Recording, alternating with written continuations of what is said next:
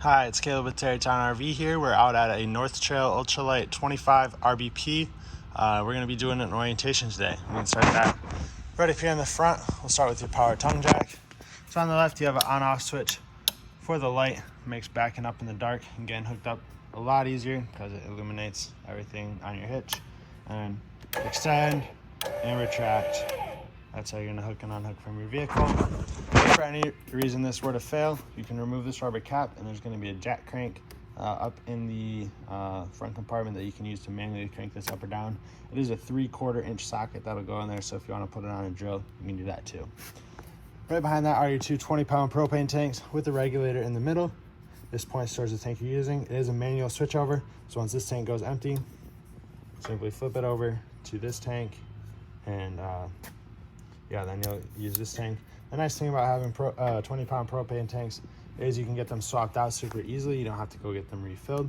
You can just swap them out at like a gas station or a convenience store like that. Right behind this is where your batteries will go. There's room for up to 2 batteries here, and you do also have a battery disconnect. So right now this is in the on position. If you wanted to turn this battery off, turn it so that this is horizontal like that and it's in the off position.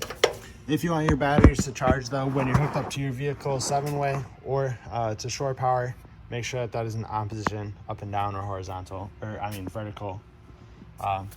You do also have a spot for a Furrion portable solar panel.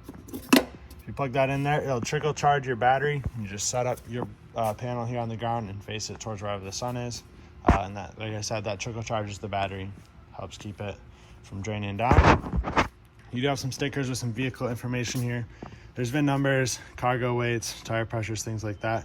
So you have those for reference. You can see we have one side of the passenger storage here. So this side's going to be a little bit smaller of an opening compared to the other one. And you have one of your 2 controls for your stabilizer jacks. They are stabilizers only, not for leveling. So when you want to level your trailer, you'll raise and lower the tongue jack to get it leveled front to back. And if you need to level it out side to side, you can put boards or blocks underneath your tires to help level that out. Then you'll run these down. They're extended most of the way already, so we'll keep extending them.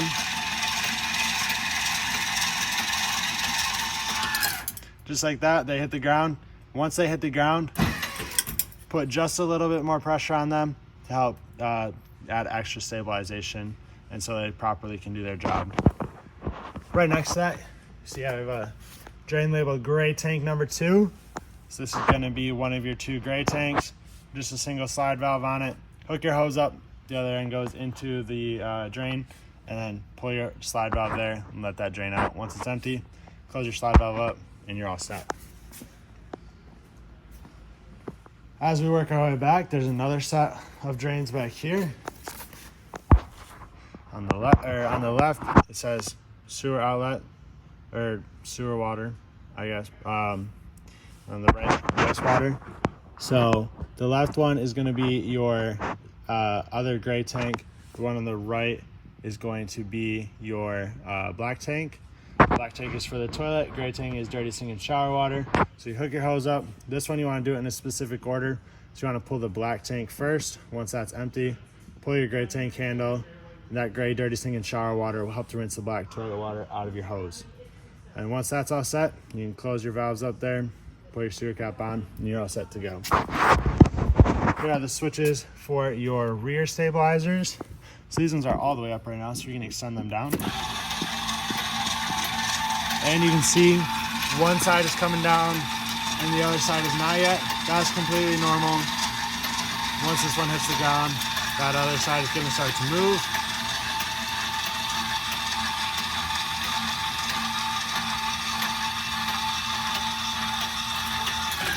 And just a little bit of pressure on them. Whenever you see one side come down like that, it's not a big deal. Once that hits the ground, it's not going to pick up the trailer, continue to move until the other side is touching the ground. You have right here input for cable and satellite. So if you're staying at a campground that has cable hookup, or if you have a portable satellite dish, that's where you hook that coax to. And you do have your 50-amp power cord hookup here. There's a twist lock cord on there. I do recommend that you use a 50-amp surge guard with that, just to help protect the electronics inside. It's a lot cheaper to replace a surge guard than it is to replace all the electronics There is also one thing to note on your slide out. It is prepped for a Solera slide out topper. So if you have a question about those, that's what they're there for. Just prep for the brackets for them. Does not actually have the slide topper on it, but that is an option.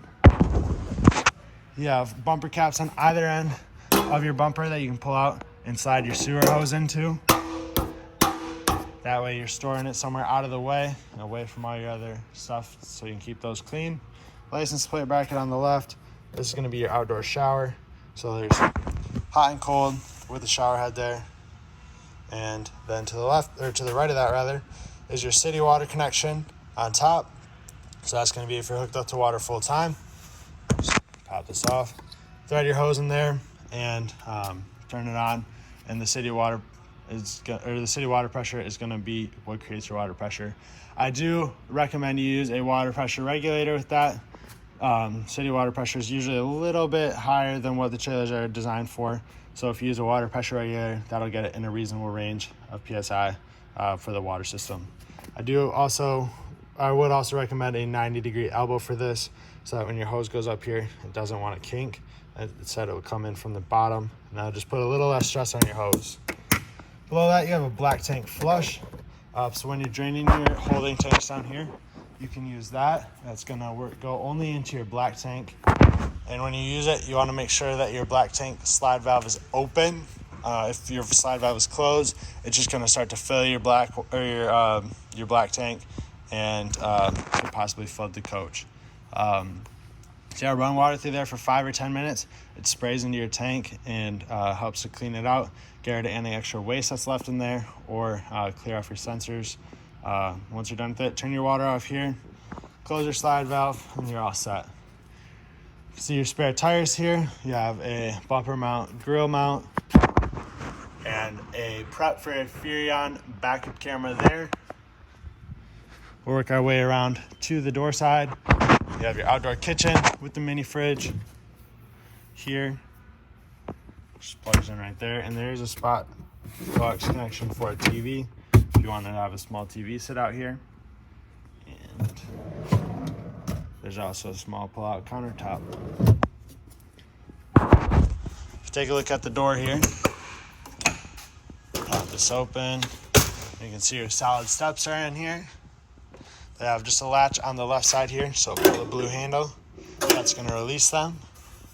Before I set these down, you can see these tabs here on both sides. Those are for the legs to adjust them. So if you need to retract the legs back up towards the unit, you'll push those tabs in and you can slide that in. Otherwise, to extend them, just pull down on the legs and they'll extend and lock in position. When you take these out, you want to be sure that the top of the step here sits as flush as possible with the kick plate of the door. That will give you maximum clearance when you try and close your door between the top of the step and the bottom of your door. Have your furnace exhaust here. Up above, you have 2 outside speakers and vent for above your stove. There's 2 tabs on here that you'll pop open to get the flap open. Otherwise, snap them shut when you're not using it so that no bugs or insects or anything can get inside there. You have 2 110 outlets right here, and then gravity fill for your freshwater tank. Just be sure you keep an eye on how full that's getting. There's a monitor panel inside that'll show your level.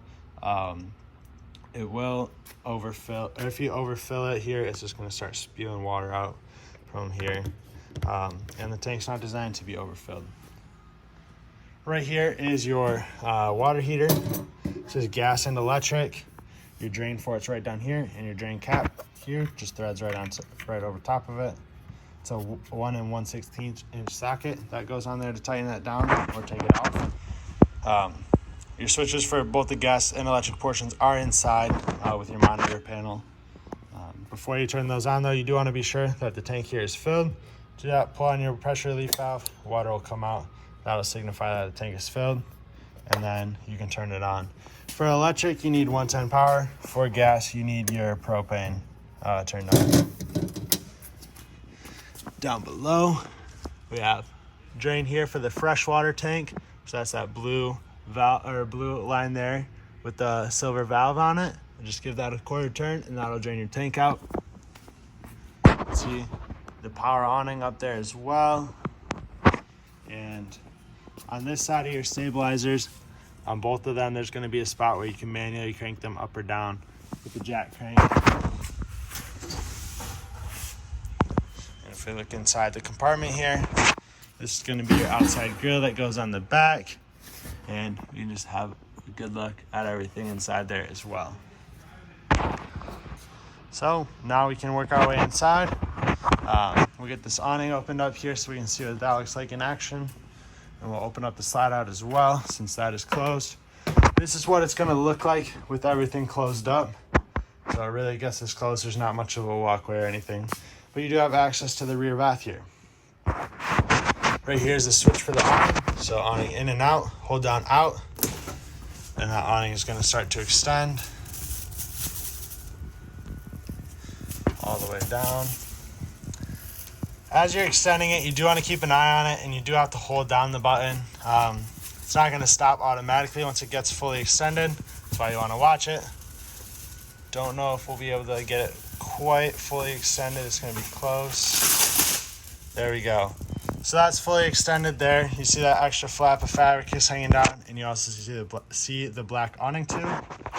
And one thing to note out here, both of your awning arms are adjustable. If you pull them down right here, it'll bend at this elbow, and that way you can adjust them so that water drains off of one side or the other instead of pooling up in the middle.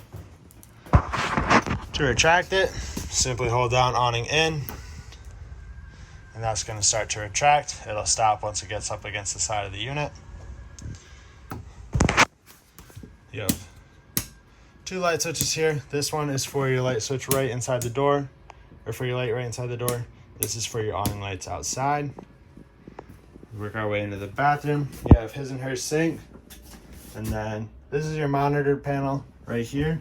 So you can check the levels of your battery, fresh, black, gray, and galley tanks. As those fill up, it's going to light up to what level it's at. You have a water heater on gas, water heater on electric. You can have both of those on at the same time. It's going to heat up your water the fastest.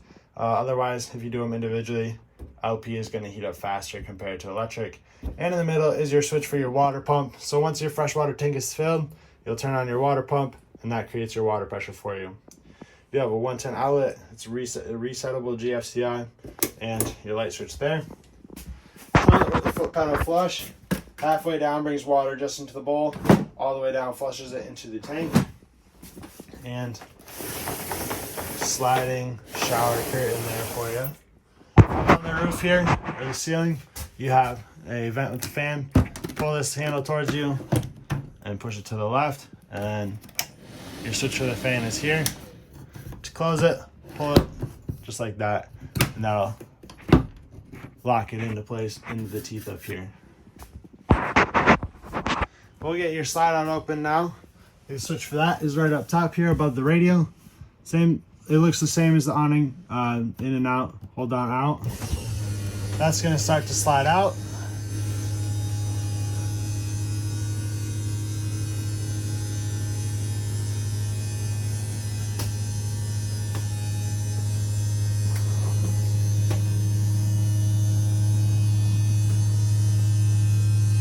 And once it gets up against the sidewall there, it's gonna stop. So a couple seconds here. There we go. So that's fully extended. You can see that opens up the area, gives you a lot more space here. We'll look at a few more controls right here. So up top here, this is another light switch. And then you have your antenna booster. So if this green light is on, that means your antenna is on. If you're hooked up to cable or satellite, push the button next to it, and that will turn that off. Then you have your radio. It's also Bluetooth compatible. So if we turn this on, make sure it's not too loud. Do the channel scan. There we go. You have two speaker zones on here. Zone 1 is your inside speakers. They are up in the ceiling here. Zone 2 is your outside speakers. When those are turned off, they turn red. When they're on, they are blue. If you hit power button once, it mutes it. If you hold it down, that turns it off. have your booth on one side and your chairs on the other. Have the little L-shaped couch here. If we look underneath, there is a little bit of storage hidden underneath there as well. And there's also a hide bed in here. Or a trifold sofa rather. So to set that up, we'll pull these cushions out of the way.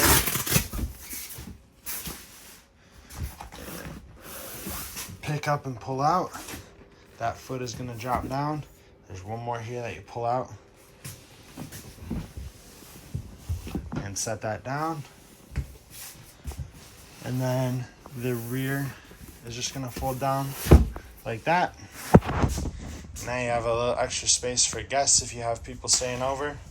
To put it back into a couch, just do everything in the opposite order. So fold the back up, fold this up, fold the base, and then fold the legs. These ones here are going to fold automatically once you get that in there and shut. And then just replace your cushions.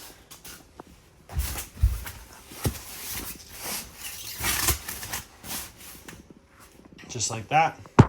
Then I come to your refrigerator. This is a 12 volt refrigerator, so it'll run off your battery. Does not run off of 110. Your temperature control there. And up here at the top is your controls for the fridge. If you hit the set button once, that's going to go through your temperatures. And if you hold it down for 10 seconds, that's what this little note is here. That's going to turn this on and off.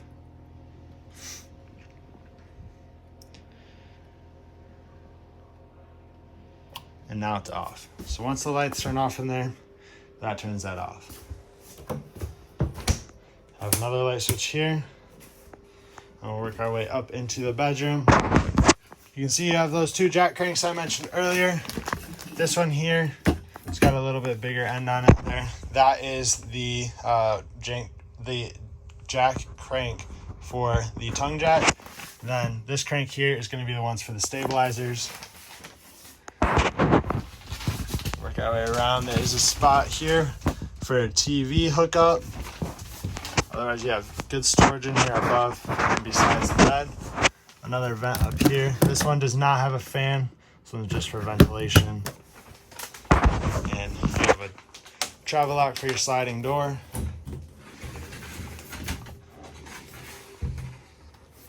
Just be sure that that's locked down when you're going down the road so that this door doesn't move around and go up against, hit the wall there and get dinged up. Right here is your thermostat. So if we turn it on, first it's going to go through fan speeds, auto, high and low, and then AC, furnace, off.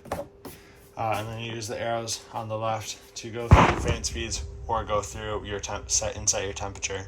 I do recommend you keep the fan on auto just so when it reaches the temperature you set it to, it shuts off and only turns on as needed. Help quiet it down for a little bit. If you have it on high or low, it's just going to consistently run and not turn off until you manually turn it off. Right down here is your breakers and fuses. Everything's labeled for you here for the breakers, and on the left for the fuses, or on the right for the fuses, sorry. If a fuse goes out, there will be an LED that lights up next to it, so you know which one is bad, and you will be able to see that through the window there as well. Your keys are here on your faucet. These gray keys are going to do all your compartment doors. The purple keys are for your main entry door. You have a range here. 3-burner stovetop on top. That's these 3 middle knobs. And it does have an electronic igniter on it. So the igniter turns to the right only. If you turn it to the left, that'll break it. You want to just set these to high and turn it to light. Make sure your propane's on and your tanks are filled. You have a light switch for that as well. And this knob all the way to the right is for your stove, or for your oven rather. Push this in when it's on that flame icon. That's going to light your pilot light. So push it in while you turn your igniter until the pilot light is lit. Once that's lit, you can set your temperature. And just be sure you fold this glass cover down when you're not using it. You have a light and a fan for above that, and your microwave there as well. And that should be everything for inside here. Hope this video is helpful to you. If you do have any questions, feel free to reach out to our store. We'd love to help you. Thank you for choosing Tarrytown RV.